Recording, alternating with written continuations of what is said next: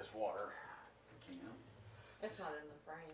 Okay, I just want to make sure I get this around it. There you go. I didn't want to hit it while I was putting that down.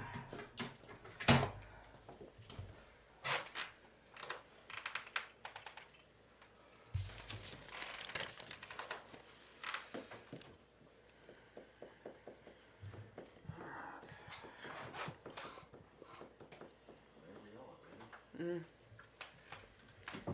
You eating? Or chewing gum?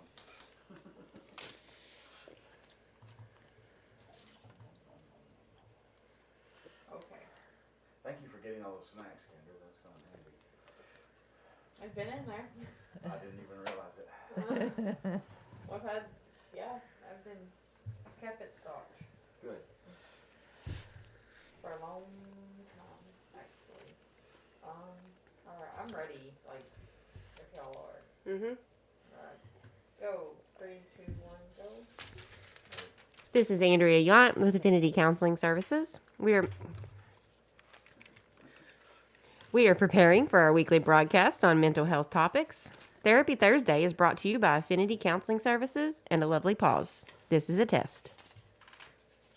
Affinity Counseling Services is located in Pickett, Arkansas, and Kennett, Missouri. We currently have 4 therapists in our office and are taking new clients. To join our waiting list, visit counselingwithaffinity.com, and to find out more, call us at 870-324-5122, or for our Missouri location, 573-840-0440. A Lovely Pause is a local nonprofit created to provide community education, awareness, coping skills, support to people with PTSD and other trauma-related disorders.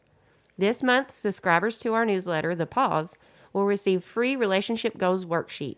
Use our worksheet to keep up with what you learn on Therapy Thursday this month and make future goals with our relationship bucket list.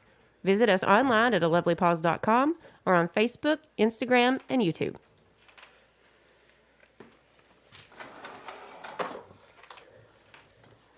All right, we sound good.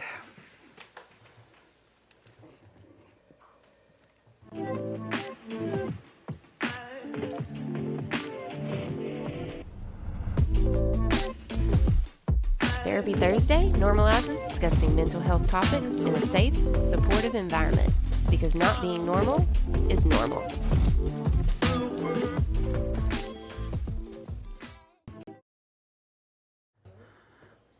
Welcome, everyone, to Therapy Thursday, our weekly installment here at Affinity Counseling Services, where we talk about different mental health topics from a personal and professional perspective.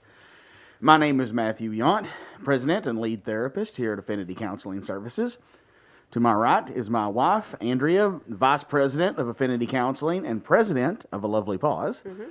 And to my further right is Stacy, Marketing Director here at Affinity Counseling and Vice President at A Lovely Pause. Yeah.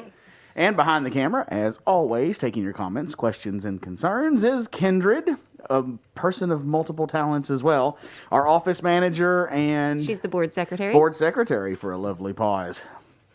I'm going to have to... Everybody's list is getting so much longer with all the responsibilities that I mean, they really, have. Stacy has like several more titles if you want. True, if we want to get into that. Well, we are... Not even throwing the other side hustles in there, right? Next Thursday, I should have a mic. Yes, you should have a mic Yes. back, Kindred. Sorry about that. The ice storm put us back some. We still haven't received that shipment yet. So. No, we have not. So we'll get your mic stand soon enough. And we're doing a special episode today because of the weather and COVID. A lot of things have put us behind. So Yeah. we're trying to get some episodes caught up. So we're going to be broadcasting today and again on Thursday like we normally do. Right, and we talked about, in our test that this was a new topic this month. But our intro video is my bad, because that's my job. I did not update it. So our intro video needs updated. We are doing, February's topic is Grow Your Love. And today's topic is Love Me, Love Me Not. You went all garden flower theme on this one, We didn't you? did, yeah. Love Me, Love Me Not's about love languages. Oh, okay. Well, let's see. Yeah, so we're talking about the 5 love languages today. Yes, yeah. Yeah, so there seems to be this trend, and maybe, I don't know if it's just a social media trend or if it's a TikTok trend or what it is. But there seems to be a trend of now people poo-pooing the 5 love languages because it's not like scientifically studied or evidenced. Well, and there's also like I get it. I get the people who are poo-poo. I mean, I don't get the poo-pooing because, I mean, really, can you just not poo-poo on things? But Well, some things need to be poo-pooed okay, on. But You're that's being- a it's a little- legitimate thing, though. The love Exactly. languages. I mean, it does translate well, And- whether or not somebody Yes. like professionally, labeled it or not. It resonates. Well, It it does. does. And, and other people, I've seen people being like, oh, well, let's expand on those love languages. And they're like, well, my love language is somebody understanding me, which I can totally relate to, right? Absolutely. So, and a lot of people can relate to that kind of stuff. So, I mean, these are just a basic overview of love languages. You can create your own love language. You can be like, well, this is my love language. But talking about love languages, it just brings up the fact that there are love languages and there are ways that we interpret how love differently. And so just understanding that, regardless, you can make up your own set of love languages if you want. But this is just a good basis of where to start and what love languages are. Because people love differently and they accept love differently. And I think that by giving it some parameters or Yes. how we can talk about it is helpful to people being able to, meet each other where they are needing Yes. to be met with loving. Because it is so different for some people, right? Because somebody might be like actions, right? Exactly. Working together on something, but the other person, they need words of affirmation and and if one person's not getting one of those things, maybe the other one's feeling like they're loving them, but Exactly. And they're so not feeling it. That makes me think of a TikTok that I actually saw this morning. And it was that, and I don't know if y'all have seen it, the TikTok where it's like, anyways, it's a TikTok and the dude's like, well, I have a acts of service love language, and my wife, I'll get it right in a minute. The man has an acts of service love language, and the wife has a physical touch love language. So he's like, I need to help you across the street. That TikTok sound quick. They want to help you do something. Like, I need to help you cross something. I need to help you across the street. Can I help you cross your porch? Can I help you do something? They're using the sound from up. Yes. And so they're like, I need to help you do something. And so he's like wanting to help her do something. And she's like, no, I don't need help doing something. I want you to, touch me or, whatever, kiss me. So it's different. Like for people, you may be thinking you're trying to love them by doing something when really they just want your attention or they want your touch or something like that for that. And so what love languages does is kind of clears up that confusion because a lot of people don't think like that. You don't think, oh, I'm trying to love you. Why aren't you getting it? And that's what we think. They don't think, oh, well, they're not hearing my love because they receive it a different way. Sure. And so this just kind of helps us to understand that. Okay, so we're just going to go off of the book, The 5 Love Languages. We'll just do the basics. And if we got time, we'll see if we can think of some other love languages. Yeah. I shared a post today on all of our accounts that's got the link to the 5 Love Languages quiz. So if you look on Affinity or A Lovely Pause, there is a link for the 5 Love Languages quiz on there. And like I said, that's just a basis. Start there. See what you get. Sure. So we'll go over, you hit the basic concept pretty well. There's these different types of languages. It's how we give and receive love. And we have preferences based on experiences or any other things that have happened maybe in our lives. But for whatever reason, we have certain preferences. And sometimes my preferences match your preferences, and sometimes they don't. Yes, they do definitely change. I was telling Kindred earlier, 4 of my love languages are so close that they will just totally change all the time. Like sometimes one of them will be closer to the bottom and one will be closer to the top, and then they'll flip flop. It just depends on my mood, what I'm feeling like. They all I understand them to be love, but sometimes I prefer one over the other. It just depends, you know. So So you're complicated. extremely complicated, and I require a lot of attention. Yeah, it's funny. I walked into the bedroom the other day. I'd been out helping my uncle track a deer.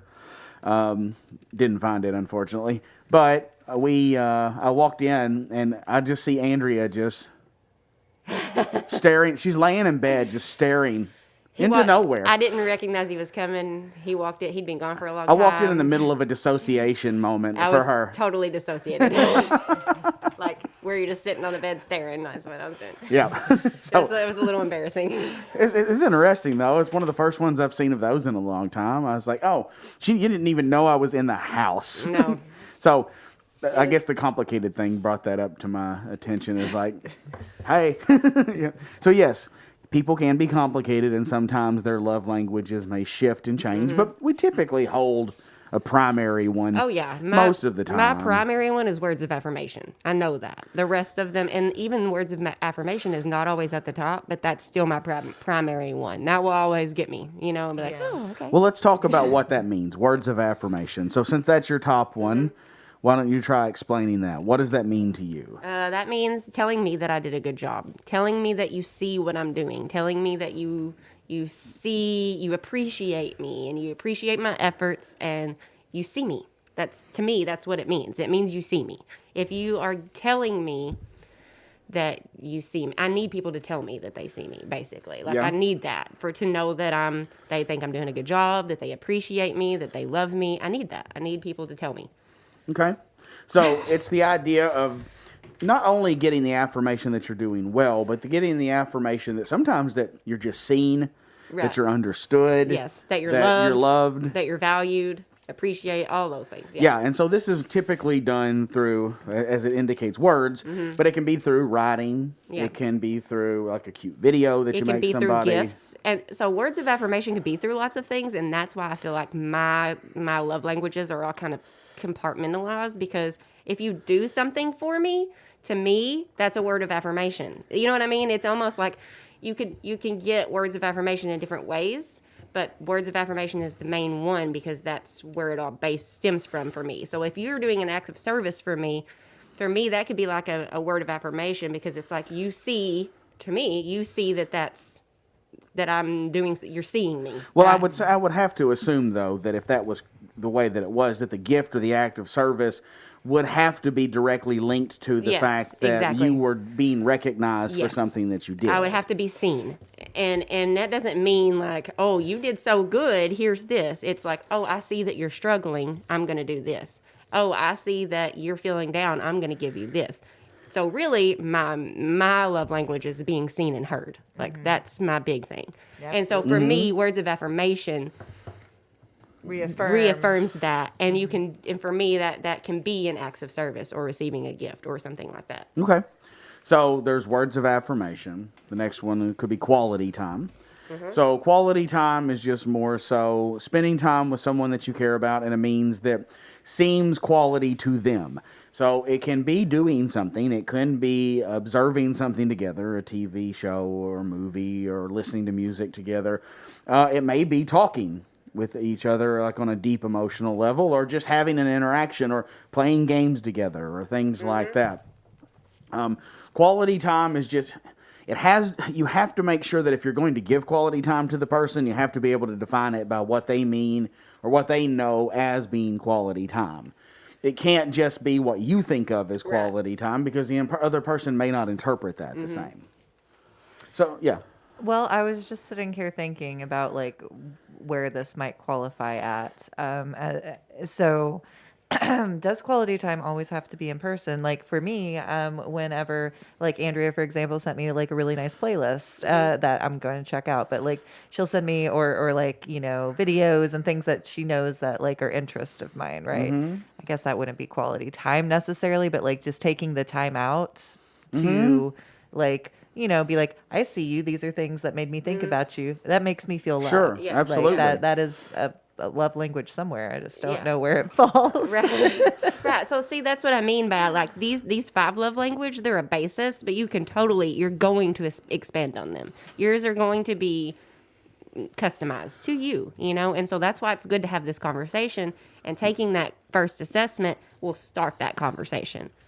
Yeah. Because then you and your partner can talk about your results and be like, oh, this is what that means for me, Right. And so, for some people, quality time I could see how you could indicate that would be quality time, because it's time you're going to spend listening to the things that she sent you, and then that'll help you feel like that someone has helped given you quality time. Like, I'm giving you something to give quality to the time you're going to spend listening to this because it's interesting, it's engaging. Or it could be receiving gifts, because then I'm giving you something, even though it's not, because receiving gifts doesn't have to be bought. Because when I Right. first took this quiz, receiving gifts was my number one almost. Well, let's just jump into that one next and, then. And I was just like, well, I was a little embarrassed. I was like, well, I'm not materialistic. Like, I don't expect you to buy me something for, like, all the time to make me know that I'm loved. I don't expect that. But that's not what receiving gifts is all Right. about. It's about, like, those types of things, sending you playlists, or however that comes across to you.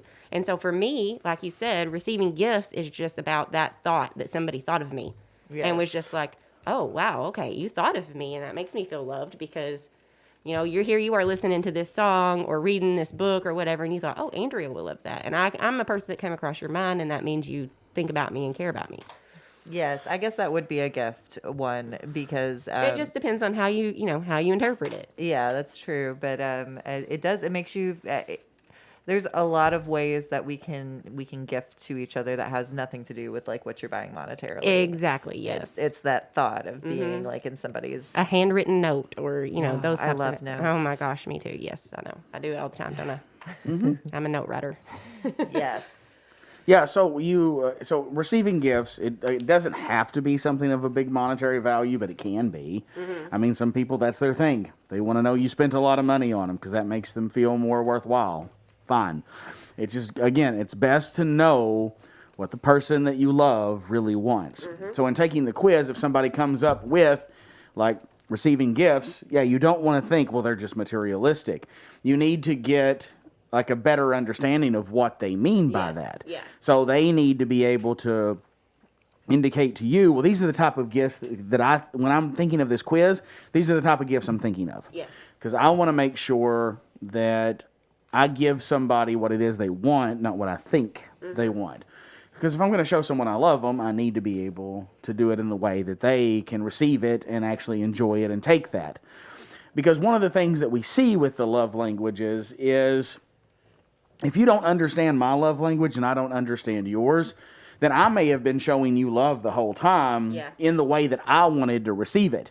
I may have been doing things for you because I'm a quality time person, and you don't even recognize that those things are being done, and you're like, well, why doesn't he ever buy me anything or say he loves me? Or it's Yeah. like we've both been showing each other love. And We then you just- can both get frustrated because you feel like you're not appreciated when you're trying to show love, and they're not seeing it. And when really, it's just a miscommunication. And miscommunication can happen, and you don't even have to speak.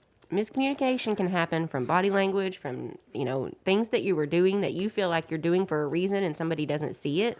So, I mean, you just have to have these conversations and, and figure out what it is that you guys need, because if you don't, you're both going to be kind of trying to do things that aren't being seen. that aren't necessarily landing. Right. Yeah, because I tend to find a lot of people's love languages don't match up in relationships. No. Weirdly enough, and of course, people also tend to get with their opposites too, which is a whole separate podcast we could do. But so we've done quality time, acts of service, Gifts. Words gifts. of affirmation, Okay. receiving gifts, Okay, I guess we've only done 3 so far. So what do we got left? I know we got physical touch left. physical touch. Yep. So we'll talk about physical touch, and I don't think we've done acts of service yet, have we? Did we mention that one? I'm behind. I should I have made think a we list. talked about it, but we didn't go over it. I don't Nah, we'll go over it separately then. Physical, Okay, cool. Physical touch is like, that was my lowest one for a while. But then, like, it also You would think that's my lowest one. It's not. really, yeah, it goes up and down for me. So a lot of times it is my lowest one, Right. but it goes up and down for me. But like, it's not like PDA all the time. It's like holding hands or touching someone's back or shoulder, or rubbing them. They're giving them a massage, or just physical touch. Doesn't have to be anything sexual. Doesn't have to be anything over the top. Just being like, hey, I acknowledge that you're there and love you. So Yeah, so physical touch, that is a good way to indicate it. It doesn't have to be something that's sexual, because a lot of times partners will see that who may not have physical touch as much, and they're like, oh, it just means they want to have sex all the time. Yeah. And, and I guess, different people have different sex drives. So if you're in a relationship, someone you don't necessarily want to have sex with, I would wonder why. But that's a whole, I guess, another It topic, is a whole too. other topic because we there's a could lot of discuss. reasons you wouldn't. So, Yeah, sure. Well, but the physical touch is one of mine. And so I would say, though, that I just enjoy closeness. Cuddling and things like that Yeah. are things that are enjoyable to me. It makes me feel Yeah. like connected, secure, safe, loved. It's a lot of it. So it doesn't have to be anything that's just sexual in nature at all. It's just about feeling close to somebody, Yeah. because that's like I don't touch a lot of people. So if I'm going to do that, it means that I like you and that I care about you and that I want to feel like, that we're cool. Yeah. And so I'm just not going to, I don't do that with many people, just the people that I really care about. So physical touch to me is something that is like meaningful. Yeah. But for other people, it may not be that meaningful to them. They may hug people and just like, well, it's just a way to say hello, but that's it. Or, they don't think of it as a need to feel close to somebody. Well, and I mentioned that physical touch was one of my lower ones, and Kindred said, you would think it would be one of my lower ones because she doesn't even really like hugs, and for me, it was one of my lower ones because for a lot of my life, I didn't have a lot of physical boundaries with people. And a lot of that has to do with trauma. So people who have experienced trauma have a harder time sometimes with physical touch. Even if they, enjoy it with people that they love, like even if they want the person that they love to grab their hand or whatever, it's still a lot harder and anxiety ridden for people who have experienced trauma because of the trauma that they've experienced. And so, sometimes physical touch is harder. Yeah, it absolutely. not hear me very well? It's just good. It's better if you lean in. So yeah, it can be, especially for people that have had bad experiences. Yeah. Yes, and that's one of the things that can be so conflicting. Is if that is someone's love language, but they also have a traumatic response to Yes. it. So if it can be that back and forth. You're like, I want that and I need it, but at the same time you're scared of it or you get anxious about it. So I mean, that can cause issues too within a relationship, obviously, because that physical touch, if you've got somebody who's kind of like who needs it and wants it, but they're kind of like, from it, it's difficult to get through as a person, just that person, and then as a couple. Right. Yeah, I mean, it really does take a lot of effort and time to get to the point where if somebody was hurt with physical touch, but it's also their love language, to break through those barriers. And it takes a lot of communication and patience. And trust, yeah. And Consistency. And then if you have another, like if there's a partner in the relationship who also has physical touch as theirs, and they try to touch you and you recoil, they're Yeah. like, well, they don't like physical touch. Well, Yeah. that may not be the case. It could just Exactly. be certain experiences that the person has had. So again, it boils down to communication as a Yes. way to try to determine why this is happening. So then the other one we didn't go into was acts of service. Yeah. Okay. So acts of service is more like I'm going to do things for you that you would think of as being like showing that you care. So that may be like going out and doing some yard work or making something that represents something important to you. Or going and filling up your gas tank, or you know what I mean? Just those types Yeah, of it's a very things. dad way It's a of doing very things. dad way of showing love and Yeah. acts of service. type. Changed your oil. What more do you want? Right. Yeah, my dad, that is his love language. Yeah, I thought of your dad and my papa whenever I said acts of service. That's kind of the things that they do for. Absolutely, they're kindred spirits. They are, yeah. Kindred. Every time I say that now. It's like, hello, I'm over here. But yeah, and it is a sweet love language in a way, because it's like in a big way, because having somebody anticipate practical things that you need to have done, and caring enough to make sure that you've got what you need to get somewhere safely or whatever. But if that's your primary love language, and let's say that your partner is needs something else besides just the Yeah. practicalities of handling business, which is great, but sometimes you need more. It's so important to kind of be able to talk about these different ways of expressing it. Yeah. And it just made me think of my dad and my mom, and they're very different love languages, the two of them. Yeah, and so the hard part becomes when somebody is doing love languages for you that are not your love languages, especially if they fall toward the bottom. Like buying gifts for me, you know, you buy me things and every now and then, and I'm like, oh, that's nice.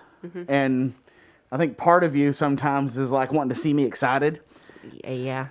Yeah. And so I have to like somewhat manufacture excitement. But to me, it's just another thing. It's like, oh, okay, yeah, that's cool. And I appreciate it. It's nice, but it does not create warm, fuzzy feelings inside of me. She was like, oh, she was thinking about me. I already know she thinks about me. I'm not a materialistic person. So, and I know that other people receiving gifts, I know we said they're not always materialistic, but I don't necessarily feel loved by receiving something, and I'm not materialistic.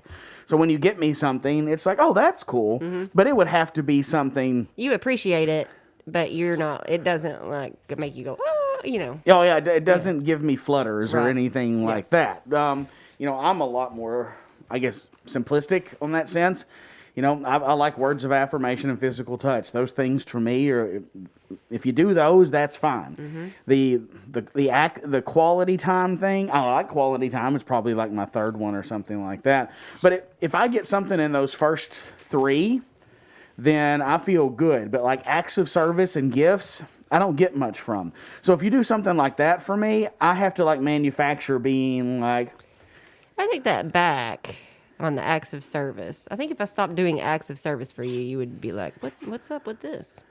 oh, I definitely think something would be off Yeah. because that's just normally some of the things that you do. Yeah. But I don't usually like, well, she didn't do this, you know, like today, like she normally does, or like she didn't make the nice things that she decorates my drawer with, or she didn't write something that was cute, or she didn't like send me this. And That'd be receiving gifts. So yeah. And then, okay, yeah, that's true. yeah, so if you didn't do them, I would know something is off with Yeah. you. Because those are some of my main love languages that I do. Yeah. And I very much appreciate them because I know what they mean. Yeah. So if I saw them missing, I would like, okay, yeah, something's going on. Yeah. But I don't sit around like longing for those types of things. It's Yeah. like if other things went missing from the relationship, then I would not only think something is wrong, but I would also be like starved for affection. Right, yeah. Or I would feel like that you weren't giving me the things that I feel like I need in order to feel connected. Yeah. So when someone does something for you, you have to find that appreciation in it, and you have to know what it represents and means, but you don't have to expect to feel what the other person's feeling by doing that for you. Yeah. If it's not your love language, you're not going to feel it. Right, and I had to explain to you as well because you're not as big on receiving gifts, what it meant to me to give them. And so, like, Yes. you had to understand that because we did have that conversation earlier on in our marriage. Was like, you know, he had that conversation, like, you don't have to do this for me. I'm like, but I want to. Like, that's part of me telling you that I love you. Like, you know, I don't have to always spend money for it or anything, but I do need to actively have something to give to you because that's, for me, I just would feel wrong if it was like Valentine's Day or birthday or Christmas and I didn't give him something to show him, you know, no matter what it is, just something to Yeah. show him that, you know, here, I love you and this is for you because I thought about you. To me, that would be wrong. To him, he would be like, oh, I don't have to spend money or she doesn't have to worry about me, right? He's not worried about that. But for me, I feel like I need to, or it feels like I'm not giving him something. Right. Yeah, so if somebody does something for you like that, you have to accept it as an act of love. But don't get upset if you don't feel the same way. And you can't get upset with the other person if they don't feel the same way you do. So if you need them to do something and you communicate that and they follow through with it because they know that that's something that's meaningful to you, they're not going to have the same emotions you do because it is inherently meaningful to you. They're doing it as a means of, well, I want this person to feel loved, so I'm going to go ahead and do that. But it may not match up. We're fortunate that we have a few things that match up, and we got a few things that don't. But the things we match up on are great, And so in the things that we don't match up on, We compromise. we've communicated around it most of the time. What I think is really hard is in the relationships where it's like nothing matches up, where you got one that's receiving gifts and one that's physical touch, and theirs is like all receiving gifts and theirs is all physical touch, and the other person's got the exact opposite on theirs. Those are the really hard ones to work with, because what I try to do is, like, if I give someone the quiz, it's like, okay, your first ones don't match up. Let's go to your second ones. Maybe there's some common ground here. Nope. Oh, okay. Well, there's common ground in your fourth one, maybe? The things you don't really... I'll think, this is not going to work. So those relationships are really difficult. And unfortunately, they're more common than, I think, ones where people actually do match up. And so if you have the opposite ones, you need to figure that out and then try to figure out how you can do that, how you can make that work if you can. Yeah, sure. How do I make this work? If Gatekeepers are pretty similar. We both got like a really low on gift giving. Yeah, you're We're both... like whatever about gifts, but I think his top one was quality time and mine's words of affirmation. Yeah. However, all of mine are 24%. Like across the board. Oh, so you're pretty even on everything then. Except for giving gifts. Yeah. It's 3% on that. So Hey, everything, yeah, that's good though, because if you're pretty well even across Yeah. the board, it's hard to go wrong. yeah. Just don't think about buying me anything, and the other stuff works pretty well. So yeah, and there, you'll find that about people too. Some people are way more flexible in what they find to be a way to show love. And that is a good thing about that quiz. It kind of helps you understand how strong Yeah. of a preference that your partner or you have for some of these things. And so that way it's like, well, the first one, I don't really do that well, but they have the next one down, I can do that. And I feel like that comes natural. And they have a pretty high percentage on it. So that's a way to go about doing it. And we both match up there. Yeah. So you try to find the places where you match up. And then you try to make an active effort to Yep. do the ones that you don't, Yes. if they're high. Yeah. And so that's how you compromise. Like, I've gotten you some really good gifts over the years, Yes, but it's he like has. every 3 or 4 years I get you a really good gift. And then I was like, okay, I'm good for about 3 or 4 years. And then I'll get creative and do another one again. But it's like, it takes about that long for me to cycle back through to think about getting something creative. Because most of the time when I think gifts, I think, okay, I got to spend money on something. But that is not always the case. I know this. I'm still trying. You're a very good writer. Yeah. That's one of my favorite words of affirmation. I've written you things. Receiving gifts. The way I look at it too, though, is if I write you things all the time, then it's not Yeah, as it's not as meaningful. So if I do it every now and then, Yeah. it's like, oh yeah, I forgot he can write, Yeah. and it's so lovely. Yeah. And then we get to frame it and put it up. Yeah. So we have all these ways that we can show and receive love. I'm curious though, can we think of like any at all? Oh, we're about out of time, aren't we? We are. Let's forget that. No, there are no other love languages. That's it. Sorry. Being seen and understood No, would be mine doesn't more count. than anything. What do you think? What would yours be? Well, I was going to throw it out there that I heard one that wasn't on the list that I thought was really good. It was the ability to be vulnerable with somebody. Oh, yes. Yeah. Yes. And That's to- cool. That is a good one. Yeah. I take what I said back. That's a really good one, and I should add it. All right. Well, if you're having trouble, like not understanding your own like desires in a relationship or working with your partner, we can help you with that. Reach out to us at Affinity Counseling Services, AFFINITY on Facebook. Contact our Arkansas office at 870-324-5122 or our Kennett, Missouri office at 573-840-0440, or reach us at counselingwithaffinity.com.